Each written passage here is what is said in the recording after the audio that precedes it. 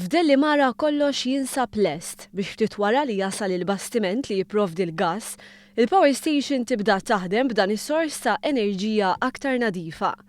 Dan seta' jiġi nnutat waqt li żorna l-impjant il-ġdid tal-Powerstation f'Delimara, impjant li huwa mammar bil-makkinarju kollu possibbli biex f'pajjiżna l-ewwel darba ikollna impjant li ma jaħdimx bl-iktar żejt li jniġġes. Il-kap eżekuttiv ta' Electrogas spjega li dan il-proġett huwa msejjes fuq 3 komponenti sabiex l-enerġija tkun tista' tasal fid-djar tal-Maltin u l-Awċin kollha.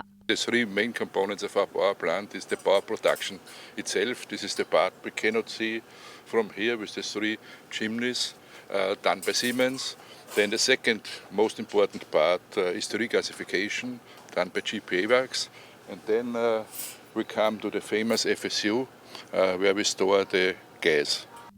Bħalissa jinsab għaddej dak li huwa magħruf bħala cold commissioning li huwa l-aħħar testjar ta' qabel jasal il-vapur.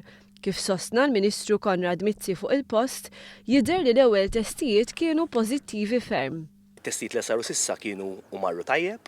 Hawnhekk se jkollna proġett rivoluzzjonarju ħafna, se jkollna tmiem tal-heavy fuel oil permezz tal-gass, sors ġdid u nadif ta' enerġija.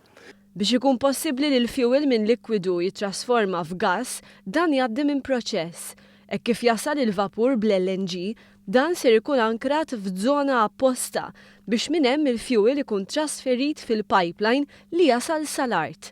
Hawn se jidħol fir-regasification unit fejn minn forma likwida jissaħħan, jikber u jsir gass li jmur fil-Powerstation tal-BWSC li mhux se tiqpa' taħdem bil-heavy fuel kif ukoll dik ġdida tas Siemens. Dan il-proġett se jkun qed jgħin ukoll biex jiġu evitati problemi bħal dik li ġara fil-każ tal-interconnector.